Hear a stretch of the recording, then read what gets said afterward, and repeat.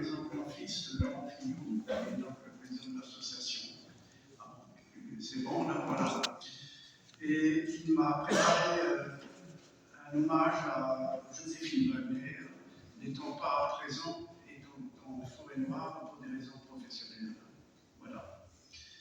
Alors, il a fait cet hommage à Joséphine Wagner, et je vous lis ce qu'il m'a écrit. Chère famille de Joséphine, chers amis. Joséphine était un membre fondateur de l'association des Amis de Catherine Fillon, et je regrette beaucoup de ne pouvoir être là aujourd'hui parmi vous. Il n'est pas simple de résumer une existence en quelques mots. Je ne pourrais parler de ce que j'ai connu de Joséphine ou de ce que je crois avoir compris d'elle. Joséphine était de Bidal, et elle aimait son village.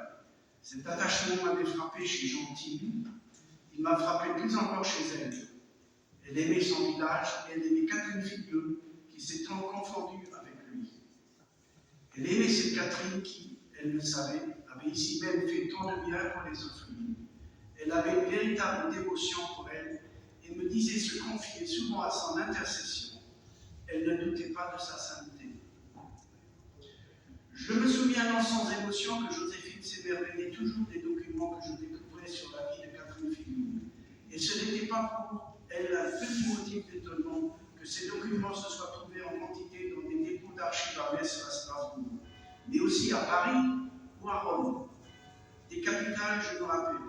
Encore sa réaction enthousiaste quand je l'ai appelé de Rome au mois de mai 2024, tout à ma joie d'avoir découvert un important fonds d'archives totalement inédit. Et je sentais bien son émotion, forte et sincère, quand je lui montrais la photographie d'un document qui parlait de Catherine, où était écrit de sa propre main. Elle l'aimait avec simplicité, cette simplicité de l'enfant dont notre Seigneur fait une condition d'entrer dans le royaume des cieux. Et elle se réjouissait beaucoup de ce que l'extraordinaire histoire de Catherine de Bidal puisse être connue. Tout bon village doit avoir un centre, et ce centre, c'est son Église. C'est sans doute un beau signe que précisément aujourd'hui, l'Église fête son saint patron, la personne de Saint Joseph, ce grand saint sous la protection de qui Catherine s'était mise, et qu'il soit aussi le saint patron de Joséphine. Un dernier mot. Joséphine aimait nettoyer la tombe de Catherine Fillon, un beau témoignage de respect et d'affection. Une plaque de marbre placée dans le monument depuis 1915 dit que c'est là que Catherine attend la résurrection des morts. Joséphine va aller la rejoindre là-bas, dans cette même espérance. Et je le crois, cette espérance ne saurait être déçue. Merci.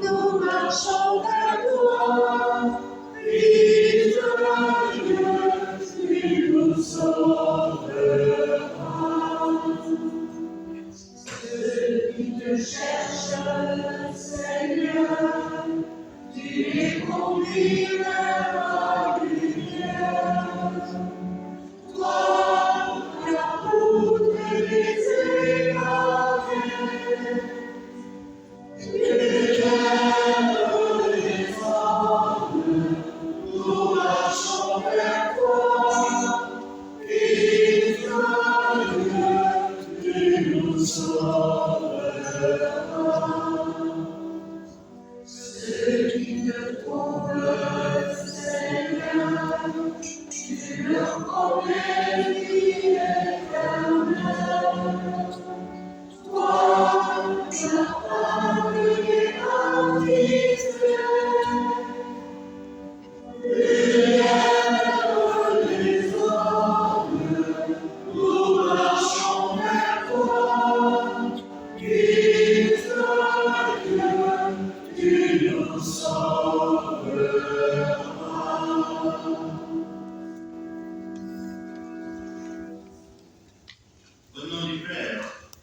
Fils et du Saint-Esprit. Que le Dieu de l'espérance donne en plénitude la paix dans la foi, et que le Seigneur soit toujours avec vous. Et avec votre esprit. Voilà, frères et sœurs, nous voici réunis dans cette église, accompagnant ainsi Joséphine Wagner, née Crémer, qui nous quitte à l'âge de 82 ans. Alors, j'ai appris aussi tout à l'heure, parce que c'est son anniversaire, elle a décidé de naître à la vie nouvelle dans le royaume des cieux le jour de son anniversaire. Un beau petit signe. Et donc, nous savons qu'elle a quitté ce monde pour toujours. Et donc, nous savons que nous ne la reverrons plus parmi nous ici. Et c'est pour cela que nous sommes tous d'abord venus pour lui dire un dernier adieu, lui rendre un dernier hommage et lui dire une dernière fois à quel point on l'aime. Alors, je vous invite à vous asseoir un instant. Je donne la parole à sa sœur Elisabeth, qui va en quelques mots nous décrire ce que fut la vie de Joséphine.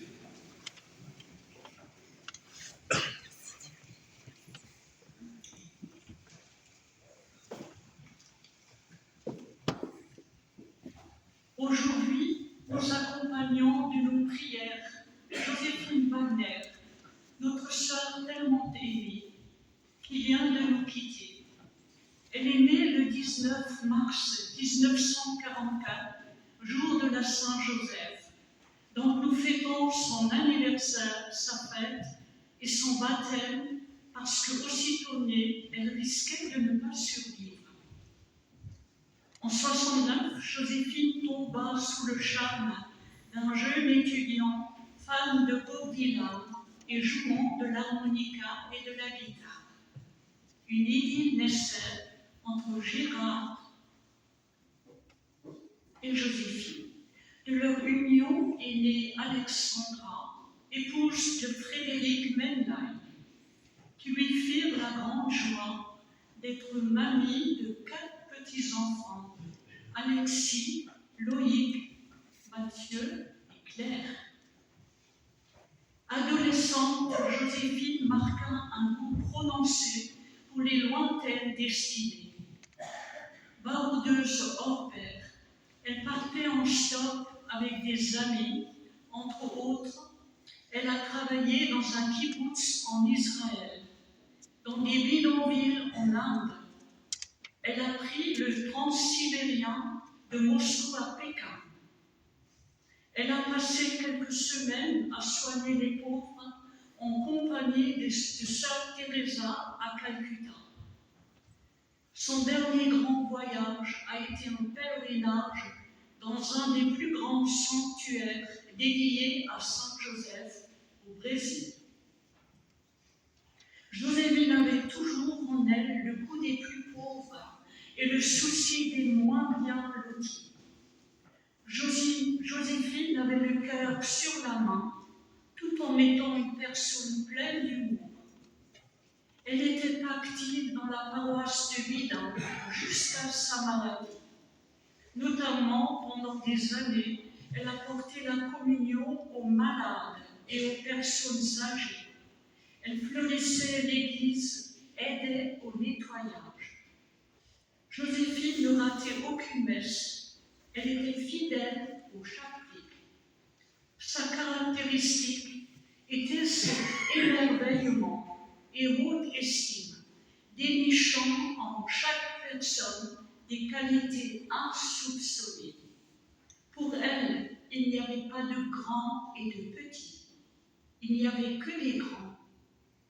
Elle connaissait sa fragilité et de par ce fait, elle était emplie de compassion pour chacun. Nous avons une pensée particulière pour son époux Gérard et sa fille Alexandra, qui l'ont soutenue jusqu'au bout avec amour et délicatesse. Confions tous ensemble notre sœur Joséphine à la tendresse et à la miséricorde du Père. Adieu, Joséphine, repose en paix, nous t'aimons.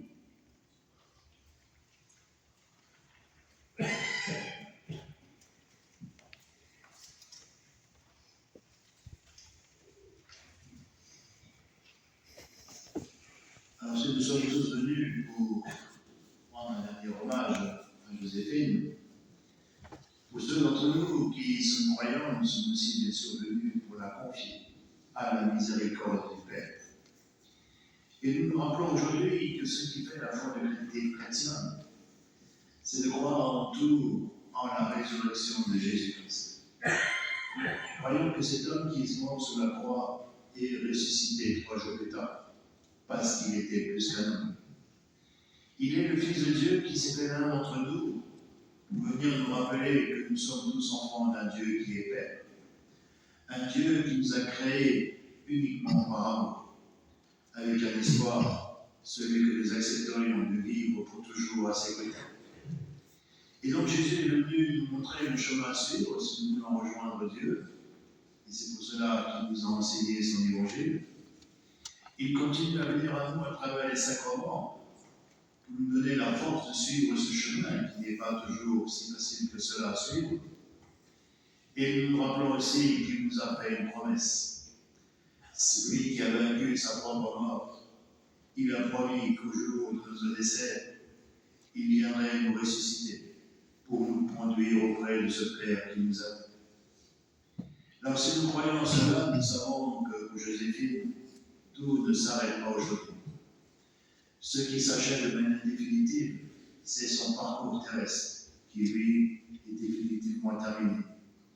Mais nous sommes invités à croire qu'elle est partie rejoindre Dieu, où elle pourra vivre éternellement heureuse. Et c'est pour manifester notre foi en cette vie qui se prolonge auprès de Dieu, que nous allons maintenant allumer ces 4 cierges qui sont pour l'instant éteints autour du corps de Joséphine. Ils sont éteints pour manifester une vie qui s'achève. Et bien à partir de la flamme du siège pascal, symbole du Christ vivant ressuscité, nous allons allumer ces 4 cierges qui vont alors brûler tout au long de la célébration pour nous inviter à croire que Joséphine est désormais vivante auprès de Dieu. Et ce sont ces petits-enfants, Loïc et Claire, qui vont allumer ces cierges.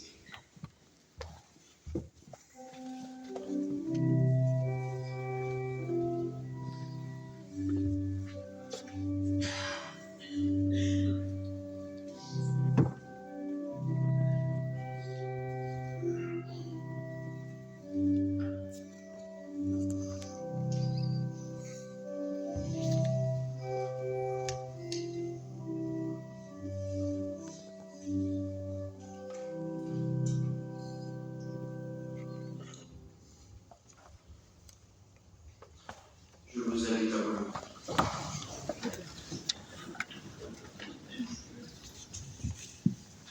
Dieu notre Père, la mort de notre sœur Joséphine nous rappelle notre condition d'homme et nous redit que toute vie ici-bas connaît forcément une fin.